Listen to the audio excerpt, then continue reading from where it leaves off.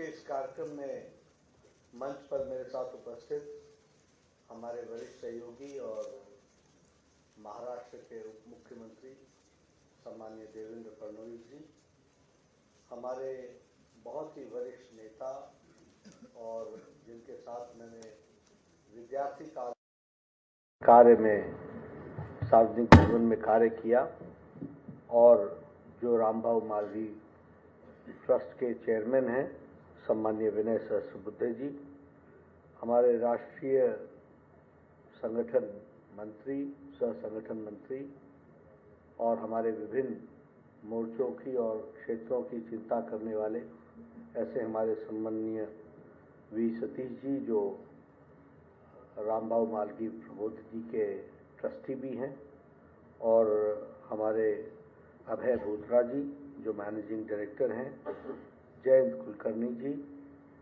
और यहाँ उपस्थित हमारे सभी पॉलिसी रिसर्च पे काम करने वाले और पॉलिसी मेकिंग में रुचि रखने वाले और पॉलिसीज़ के साथ साथ गुड गवर्नेंस के बारे में जानने वाले और जानने के जिज्ञासु रहने वाले ऐसे हमारे सभी सज्जन वृंद, मीडिया के मेरे साथी, प्रिंट मीडिया और इलेक्ट्रॉनिक मीडिया के मेरे साथी। अभी हमारे विनय जी ने आप सबके सामने रखा कि गुड गवर्नेंस को जन आंदोलन बनाने की आवश्यकता है और इस पर उन्होंने बल दिया। और देवेंद्र फडणवीस जी ने हम लोगों को इस बात को भी बताने का प्रयास किया कि गुड गवर्नेंस ये कोई हमारे लिए नया शब्द नहीं है, ये अंग्रेजी में आया तो ज़्यादा चर्चा में हम सब लोग लेकर के आ गए, और हमारे यहाँ राम राज्य की कल्पना, छत्रपति शिवाजी के समय में गुड गवर्नेंस की चर्चा और गुड गवर्नेंस के क्या कंपोनेंट्स हो सकते हैं, इसके बारे में उन्होंने शुरू में ही चर्चा की थी। मुझे भी कहा गया है इस उद्घाटन में कि मैं गुड गवर्नेंस पे कुछ चर्चा करूं। सबसे पहले तो मैं आयोजकों को इस बात के लिए बधाई देना चाहता हूं कि आप इसको एक उत्सव के रूप में, एक सेलिब्रेशन के रूप में आप गुड गवर्नेंस को मना रहे हैं। इसके लिए मैं आयोजकों को इसके लिए बधाई देता हूं। कई बार ऐसा होता है कि जो मार्केट में भी, मार्केट शब्द अच्छा नहीं है, लेकिन समाज में जो प्रचलित विषय होते हैं उस पर बहुत चर्चा होती है, और जो महत्वपूर्ण विषय होते हैं वो कई बार गौण हो जाते हैं। और मैं हमेशा उसको सार्वजनिक जीवन में कहता हूं, urgent work always overtakes important work. तो क्या होता है कि हमारे को लगता है कि आजकल इस बात की चर्चा है, इस पर गोष्ठी कर लो, इस पर चर्चा कर लो, लेकिन जो महत्वपूर्ण विषय होता है वो बहुत गहरा होता है, गूढ़ होता है, इसलिए उस पर रुचि करने वाले लोगों की संख्या भी कम होती है और रुचि न रखने वाले लोगों की संख्या ज्यादा होती है। अब मुझे नहीं मालूम, लेकिन गुड गवर्नेंस के बारे में लोग शब्दावली के रूप में तो यूज करते हैं, लेकिन गुड गवर्नेंस में जीते कितने लोग हैं? क्योंकि आपने जन आंदोलन की बात की, तो जीते कितने लोग हैं? तो मैं कई बार कहता हूं कि good governance is not a slogan, good governance is not a magic wand, good governance is a spirit which you live. जब तक वो स्पिरिट नहीं होता, जब तक वो अपने अंदर से इस बात की अनुभूति नहीं होती कि हमारे जीवन के लिए गुड गवर्नेंस एसेंशियल है, तब तक हम गुड गवर्नेंस को स्लोगन के रूप में उपयोग करते हैं, दूसरे को समझाने के लिए उपयोग करते हैं, लेकिन अपने लिए कितना उपयोग करते हैं और अपने जीवन में उसको कितना उतारते हैं, ये बड़ा महत्वपूर्ण है। मुझे 10 साल का प्रशासन का अनुभव रहा, प्रदेश में भी किया, देश में भी किया। सबसे पहली बात क्या आती है कि सब लोग कहते हैं आप बहुत अच्छा काम करो, अच्छा करो, सब कुछ करो, ये करो, और आप एकदम सब लोगों के लिए काम करो, लेकिन मेरा ये जरूर करो। अब ये जो मेरा है, दिस इज माय डिस्क्रिशन, अब जो डिस्क्रिशन है वो लॉ को तोड़ता है, वो पॉलिसी को ब्रेक करता है। अब आप समझिए कि मेरे लिए हर दिन अपने आप से झगड़ा करते हुए उसको समझाना, you also fall in the same category, you are not out of it, this law. तो आप, मैं पता नहीं आपको समझा पाया कि नहीं समझा पाया, लेकिन क्योंकि मैंने अपने शब्दों में बताने की कोशिश की कि जिसको गुड गवर्नेंस चाहिए वो पहले समर्पित हो जाए कि yes, I will be also part and parcel of this good governance. Otherwise good governance slogan रह जाता है, और अन्यथा गुड गवर्नेंस हमको डिजिटल माध्यम से जबरदस्ती आपके साथ करना पड़ता है। जो इसलिए जब हम जन आंदोलन की बात करते हैं तो हमें इसमें स्टेक होल्डर्स का सपोर्ट चाहिए होता है।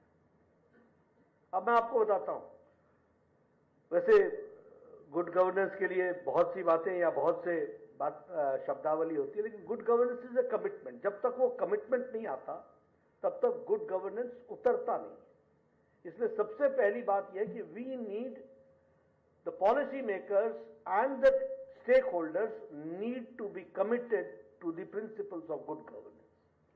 एक तो ये हमको ध्यान में रखना चाहिए, और दूसरा कि इसको इम्बाइब करना चाहिए, हम अपने जीवन में उतार लें और इसमें अपने आप को सुखी समझे। छोटी सी बात होती है, अब मालूम है कि सब कुछ लाइन से मिलना है, लेकिन लाइन तोड़ने की प्रथा हमारी, आदत हमारी बनी हुई है। कोई रास्ता हो सकता है क्या? कोई रास्ता? तो क्या होता है ultimately, it is the government by the people for the people of the people. तो हमको फिर उसके साथ उसको एजुकेट करना पड़ता है, और इसलिए मैं कहता हूं कि गुड गवर्नेंस की बात करें तो कमिटमेंट भी चाहिए और इम्बाइब करने की ताकत भी होनी चाहिए। इस बात को भी समझना चाहिए। अब मैं आपको बैड गवर्नेंस के गवर्नमेंट्स कैसे फंक्शन करती हैं वो भी मैं आपको बताना चाहता हूं। लोगों ने लंबे समय तक सरकारें चलाई। कैसे चलाई? सबका वोट लिया, सबके लिए मैनिफेस्टो बनाए, बड़ी बड़ी बातें की, लेकिन आने के बाद वह सरकारें किसी जाति प्रधान की सरकार बन गई, किसी वर्ग विशेष की सरकार बन गई, किसी वोट बैंक राजनीति की शिकार हो गई। तो they talked about objectivity but they reduced themselves to subjectivity. वो सब्जेक्टिव हो गए, और इसलिए वो गुड गवर्नेंस की बात करते करते बैड गवर्नेंस में परिवर्तित हो गए। और आपको मालूम है कि हमारे यहां जातियों की सरकार चली, वर्ग के दृष्टि से चली, समुदाय को रिप्रेजेंट करने वाली सरकार बनी।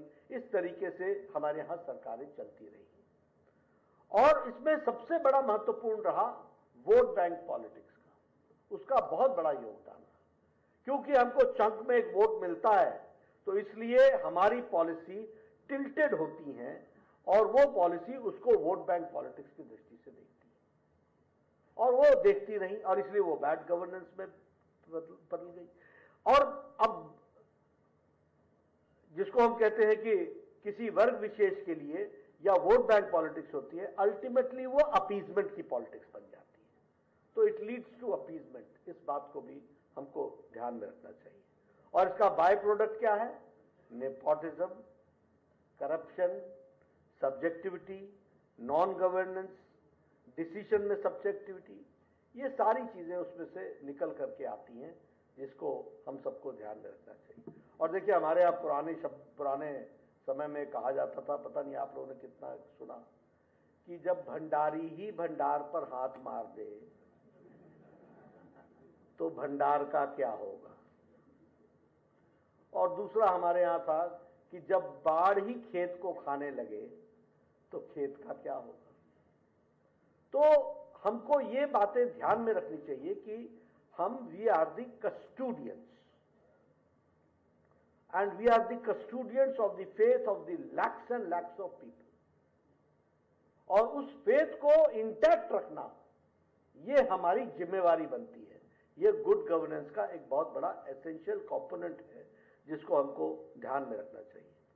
और इसीलिए मैं इसको अगर बांटना चाहूं तो मैं बड़े यहां पर गौरव के साथ कह सकता हूं, इसलिए नहीं कि प्रधानमंत्री मोदी जी हमारे नेता हैं, देश के नेता हैं, दुनिया के नेता हैं, इसलिए कि there is a change in the political culture of the country pre 2014 and post 2014, that we have to understand. There is a change in the political culture of the country. राजनीति की संस्कृति को प्रधानमंत्री मोदी जी ने बदल डाला है और एजेंडा बदल डाला है। और अब देखिए, इसी को जाति जनगणना की बात कही, बीजेपी उसके साथ खड़ी है। हमने कभी नहीं कहा, हम कहते जाए, लेकिन प्रधानमंत्री ने क्या कहा? ज्ञान की बात की। अगर गरीब, जी फॉर गरीबी, वाई फॉर युवा, ए फॉर अन्नदाता, एन फॉर नारी शक्ति, अगर आप गरीब की चिंता करते हो, युवा की चिंता करते हो, अन्नदाता की चिंता करते हो, नारी शक्ति की चिंता करते हो, तो आप सारे समाज की चिंता करते हो। इस बात को हमको ध्यान रखना। So he took out the country from, इसको जो आप फ्रैगमेंट कर रहे थे उससे निकाल करके सबका साथ, सबका विकास, सबका विश्वास, सबका प्रयास, इस तरफ उन्होंने इस देश को पहुंचाने का प्रयास किया। इसको भी हमको समझना चाहिए। और इसीलिए जब हम इन बातों को कहते हैं, अभी पॉलिसीज की बात है, मैं आगे चल करके कुछ थोड़े से उदाहरण भी दूंगा आपको। इस देश में पता ही नहीं चला कि पॉलिसीज में, नीतियों में मूल चूल परिवर्तन किस प्रकार से हुआ और किस तरीके से शांतिप्रिय तरीके से हो गया। उसका सबसे पहला कारण है पीपल्स पार्टिसिपेशन।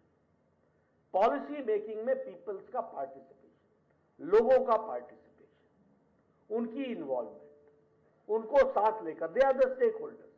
कोई भी आप नीतिगत परिवर्तन करते हो तो आपको नीतिगत परिवर्तन में लोगों को पॉलिसी बनाने में, आपको पॉलिसी में उनका पार्टिसिपेशन होना चाहिए। दूसरा, जो आप पार्टिसिपेशन कराते हो वो ट्रांसपेरेंट होना चाहिए। डिलीवरी भी ट्रांसपेरेंट होनी चाहिए, सजेशंस भी ट्रांसपेरेंट होने चाहिए और ओपन डिस्कशन होना चाहिए। और तीसरी, उसकी अकाउंटेबिलिटी होनी चाहिए। और चौथी उसका कि उसमें डिलीवरी में कोई भी डेफिशिएंसी नहीं होना चाहिए। डेवलपमेंट की ओर बढ़ने के लिए हमको डिलीवरी पर भी ध्यान देने की जरूरत है और जो लीकेज है उनको भी हमको रोकना चाहिए। इस पर हमको काम करना चाहिए। अब जब हम कहते हैं कि सबका साथ, सबका विकास, सबका विश्वास, तो प्रो पीपल पॉलिसी, प्रो किसी कास्ट के लिए नहीं, किसी वर्ग के लिए नहीं, प्रो पीपल, पीपल सेंट्रिक होना चाहिए। और स्कीम्स को लास्ट माइल डिलीवरी तक, जो लास्ट मैन तक पहुंचे, इसकी हमको चिंता करनी चाहिए।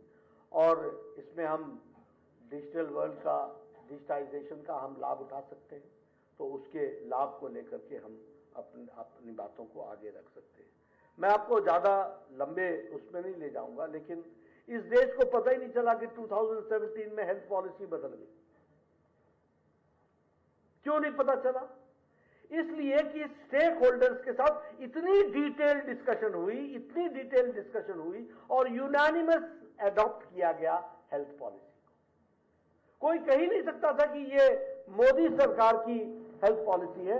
सबने ये कहा ये हमारी हेल्थ पॉलिसी है, ये this is the beauty of the government. देश की हेल्थ पॉलिसी बदल गई। क्यूरेटिव से हम प्रिवेंटिव में चले गए, प्रिवेंटिव से हम प्रोमोटिव में चले गए, प्रोमोटिव के साथ क्यूरेटिव भी जोड़ गया, उसके साथ जेरियाटिक भी जोड़ गया, पैलिएटिव भी जुड़ गया, कॉम्प्रिहेंसिव हेल्थ केयर आ गया। यही इसी देश में झगड़ा एलोपैथी आयुर्वेद का चलता रहा है, ये हमने सालों साल सुना है। और आज एक ही छत के नीचे एलोपैथी भी है, आयुर्वेदा भी है, सिद्धा भी है, योगा भी है, यूनानी भी है। किसी को पता चला how this policy is that? ये कोई छोटी घटना है? एक हेल्थ सेंटर में आपको योगा भी मिल रहा है, एक हेल्थ सेंटर में आपको इंजेक्शन लगाने वाला डॉक्टर भी मिल रहा है। ये कभी हुआ था? ये तो ऐसा था कि एक जगह पर बात बकरी पानी पीने बैठे, इस प्रकार की बात मानी जाती थी। एलोपैथी और आयुर्वेद एक जगह आ जाए, ये नामुमकिन था।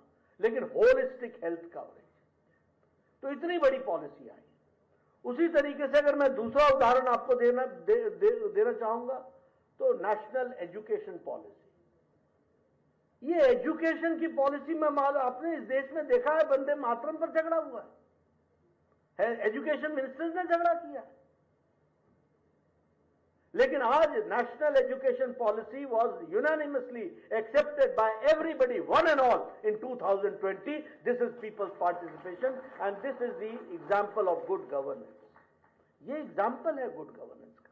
इतनी बड़ी चेंज, इतने, आपको मालूम है एजुकेशन में वैचारिक पृष्ठभूमि पर को लोगों का कितना विरोधाभास और कितने कितने अपने अपने बातों के साथ जुड़े रहना आप सब लोगों ने देखा है। यहाँ हमारे युवा साथी बैठे हैं, कोई जो जेएनयू से आता होगा उसका शेड कुछ और है, दिल्ली यूनिवर्सिटी का शेड कुछ और है, किसी और का यूनिवर्सिटी का शेड और है, किसी प्रोफेसर का शेड कुछ और है, ये सब आप जानते हैं। लेकिन सबको एक जगह पर लाना, ये national education policy Modi ji के नेतृत्व में 2020 में हुआ, with all conferences, with all discussions on all subjects, on all minute details discussion होकर के हुआ। ये एक गुड गवर्नेंस का एक हम लोगों ने उसका भी रूप देखा और उसको भी हम लोगों ने समझा है। एक मैं और उदाहरण देना चाहूंगा, आप सबके ध्यान में नहीं आया होगा। मैं ऑस्ट्रेलिया में गया जब मैं हेल्थ मिनिस्टर था, तो उन्होंने हमको डिजिटलाइजेशन समझाने का प्रयास किया कि हम डिजिटल से ये करेंगे, हम डिजिटल से वो करेंगे, डिजिटल से ये करेंगे, वो करेंगे। हमने कहा बहुत अच्छी बात है। मैंने कहा हमारे यहाँ भी under the dynamic leadership of prime minister Modi we have started Ayushman Bharat. He said, what is this Ayushman Bharat? I said, it is 10 crore 74 lakh families, which comes to approximately 52 to 55 crore people who have got a health cover of 5,500,000 rupees per year, and the number is 50 crore. So जब मैंने उनको 50 करोड़ की बात की, जो which was in millions, उनको जब मैंने इस बात को बताया तो उन्होंने कहा ओ माय गॉड। मैंने कहा yes, God is there, it exist, we have done in India. इतने और डिजिटलाइज है। और आपको जान करके आश्चर्य होगा, गुड गवर्नेंस का नमूना, मैं अपनी बात कहूँ अच्छा नहीं लगता, प्रधानमंत्री मोदी जी ने इसको हम लोगों को टारगेट दिया था और उन्होंने a prime minister took at least 20 personal meetings to monitor how this program is coming up, and in 9 months we gave this Ayushman Bharat, 50 crore लोगों को 5 लाख का हेल्थ कवर प्रति वर्ष डिजिटलाइज देने का काम किया। तो हमारे भारत में गुड गवर्नेंस को किया। और उसका आप तरीका देखिए, मोदी जी की चिट्ठी जाएगी कि आप आयुष्मान भारत के फैसिलिटी होल्डर हैं, उसमें क्यूआर कार्ड होगा, उस क्यूआर कार्ड को आप हॉस्पिटल को दिखाओगे, हॉस्पिटल वाला आपको परमिट करेगा कि आपका अंगूठा वो उसमें मशीन में डालेगा, और you will be now a golden card holder, and now the golden card holder, the whole family का नाम आ जाएगा कि तुम्हारी पत्नी का नाम ये है, तुम्हारे बेटे का नाम ये है, तुम्हारी बेटी का नाम ये है, तुम्हारे इतने होल्डर्स हैं, और इनको 5 लाख रुपए का हेल्थ कवर दिया जाता है। Now if you go to any Ayushman Bharat hospital, only what you have to do कि मशीन में आपको वो थंब लगाना है, and they will tell you that out of 5 lakh this year you have taken out 20,000 rupees. Now 4,80,000 is for you this year for the health cover which you can use. ये facility आज ये good governance का मतलब है, and it is cashless. और सबसे बड़ी बात ये है कि एक छत्तीसगढ़ का एक लेबरर अगर मुंबई में काम कर रहा है, तमिलनाडु में कहीं काम कर रहा है, और वो वेल्लोर के हॉस्पिटल में जाता है, तो पैसा दिल्ली से छत्तीसगढ़ नहीं जाएगा, सीधे वेल्लोर हॉस्पिटल जाएगा और वहां पर उसको मिल जाएगा। ये ट्रांसफॉर्मेशन। अगर मैं बात करूं आपसे ट्रांसपेरेंसी की, डायरेक्ट बेनिफिट ट्रांसफर की दृष्टि से, किसी को पता चला इस देश में कोरोना लगा, 25 करोड़ बहनों को 500 रुपए 3 महीने के लिए उनके अकाउंट में सीधा चला गया। और पहले लोग हमारे ऊपर हंसते थे, ये जनधन खाता खुलवा रहे, काहे को खुलवा रहे, इनको कुछ समझ में नहीं आया। अब आपने कभी जन का धन समझा ही नहीं, सब अपना ही धन समझा, तो आप कहां समझोगे? आपको कहां पता चलेगा कि जन का धन भी होता है। तो वो 25 करोड़ बहनों को 500 rupees per month during corona काल, जब तक लॉकडाउन लगा तब तक वो पहुंचाया गया।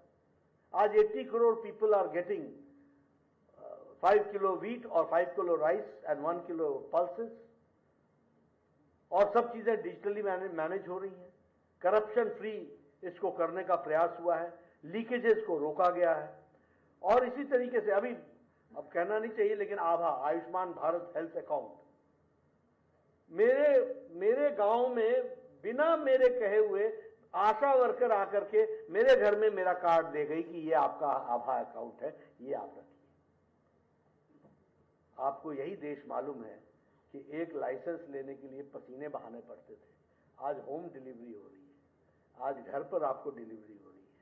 These are something which we have to think and understand.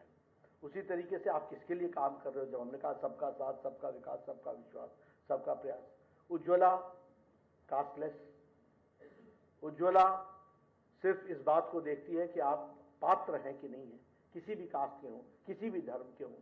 Ujala, LED bulbs, सौभाग्य योजना, आयुष्मान भारत। आयुष्मान भारत में आपको जानकर के आश्चर्य होगा, बाय प्रोफेशन लोग हैं इसमें। रेड़ी वाला, फेड़ी वाला है, रिक्शा वाला, ठेले वाला, सब्जी वाला, लिफ्ट मैन, बस का ड्राइवर, बस का conductor, barber, shoe maker, by profession they are the stakeholders, ये बेनिफिशियरीज हैं। इसको हमको समझना चाहिए। तो इस तरीके से हम जितने भी स्कीम्स को उठा करके देखें, जल जीवन मिशन, अब ये पीपल सेंट्रिक का बहुत बड़ा उदाहरण है। मैं ये आपको इसलिए सारी बातें कहता हूं क्योंकि आप सब लोग में से कम लोग गांव से आते होंगे। यहाँ झाजी बैठे हैं, हमारे गांव की तरफ गए हैं, इनको मालूम है कि एक पहाड़ पर चढ़ जाओ तो फिर दूसरे दिन ही उतरने की बात सोचना, क्योंकि वहां से दूसरे एक ही दिन में आ जाना ये संभव नहीं है। वहां पानी पहुंचाना, आप मतलब समझिए कि क्या होता होगा। जब बहनें 3-3 किलोमीटर नीचे पहाड़ से उतरकर पानी लेती होंगी और फिर 3 किलोमीटर चढ़ती होंगी, तो उनके दिन के कितने आवर्स जाते होंगे। और आज हमारा प्रदेश 100% जल जीवन मिशन में कवर हो गया। ये अंतर है। लाइफ कैसे इजी होती है और क्वालिटी ऑफ लाइफ कैसे इंप्रूव की जाती है, ये इन सब चीजों से दिखता है। बाकी आप सबको इंफ्रास्ट्रक्चर दिख ही रहा है, हाईवेज, मेट्रोज, अंडरवेज और वाटरवेज। तो कनेक्टिविटी की बात ले लीजिए, आप मोबिलिटी की बात ले लीजिए, आप 5G की बात ले लीजिए, आप यूपीआई की बात ले लीजिए। और यूपीआई के साथ साथ अगर देखिए तो वर्ल्ड ट्रांजैक्शन 40% ट्रांजैक्शन इंडिया में हो रहा है। और ये वो देश है जहां 2 लाख पंचायतों से ज्यादा ऑप्टिकल फाइबर बिक चुकी है। ये वो देश है जहां 18,000 गांवों में आज बिजली नहीं थी, वहां 18,000 गांवों में तो बिजली पहुंची ही। 2.5 करोड़ से ज्यादा लोगों को इंडिविजुअल इलेक्ट्रिसिटी उनके घर तक पहुंचाई गई है। ये फर्क आया है। तो क्वालिटी ऑफ लाइफ में भी, कनेक्टिविटी में भी और इंफ्रास्ट्रक्चर में भी सब चीजों का लाभ एक आम व्यक्ति को मिल रहा है, जिसके कारण अब यहाँ हमारे बहुत से लोग उत्तर प्रदेश से होंगे। आप याद कीजिए 10 साल पहले बुलंदशहर जाने का मतलब गया, आधा दिन गया। मेरठ जाने का मतलब दिन गया। आज तो लोग बोलते हैं बस सवेरे चलेंगे और 11 बजे आपके पास पहुंच जाएंगे, बस हाईवे पकड़ना है और उसके बाद तो हम आपके पास है। ये फर्क, और ये सबके लिए करना है, ट्रांसपेरेंसी के साथ करना, ये गुड गवर्नेंस का एक मॉडल है जिसको हमको समझना चाहिए। इसलिए मैं 2 ही बातें कहूंगा कि आज हम सौभाग्यशाली हैं कि प्रधानमंत्री मोदी जी ने बहुत ही ईमानदारी के साथ और रेगुलरली इंप्रूवमेंट करते हुए गुड गवर्नेंस के जो बेसिक्स हैं उसको आम आदमियों तक पहुंचाने का प्रयास किया है। और हमारी जो स्टेट की गवर्नेंस है और स्टेट के हमारे जो चीफ मिनिस्टर्स हैं, उन्होंने बहुत बखूबी इसको नीचे तक उतारने का प्रयास किया है और उसको पूरी ताकत से उन तक पहुंचाने का प्रयास किया है। जन आंदोलन बनाने का विषय जहां तक आता है, उसमें आप सब स्टेक होल्डर्स का बहुत बड़ा सहयोग चाहिए, क्योंकि हम प्रशासन में रहते हैं। हमें मालूम है कि हमें दिन रात लोग मिल करके समझाते हैं कि बस एक डिस्क्रिप्शन लगा दो बाकी, और शब्दावली भी क्या बोलते हैं, आप चाहें तो क्या नहीं हो सकता, हुक्म तो कीजिए, फोन तो कीजिए। उनको मालूम नहीं है कि यह फोन कितना नासूर बनता है और गुड गवर्नेंस के लिए कितना विरोधी होता है, इस बात को भी समझना चाहिए। इसलिए हम आपसे निवेदन करेंगे कि आप इसको जन आंदोलन बनाइए। बहुत तेजी से देश आगे बढ़ रहा है, उसमें आप सब सहयोग कीजिए। मैं फिर से रामबाबू मालगी प्रबोधिनी के सभी आयोजकों को, जयंत कुलकर्णी जी को, हमारे विनय सहस्त्रबुद्धे जी को, वी सतीश जी को और हमारे अध्यक्ष देवेंद्र फडणवीस जी को बधाई देना चाहता हूं कि उन्होंने इस प्रयास को आगे बढ़ाया है। आप सब लोग मिलकर के इसमें काम में जुटिए। हमारे मंत्री आपको 2 दिन में आप सब मंथन करेंगे और इसको जन आंदोलन की तरह आगे बढ़ाने में अपना योगदान करेंगे। आपने हमारी बात गुड गवर्नेंस के प्रिंसिपल्स को फॉलो करते हुए शांति से सुनी, इसके लिए आपका बहुत बहुत धन्यवाद।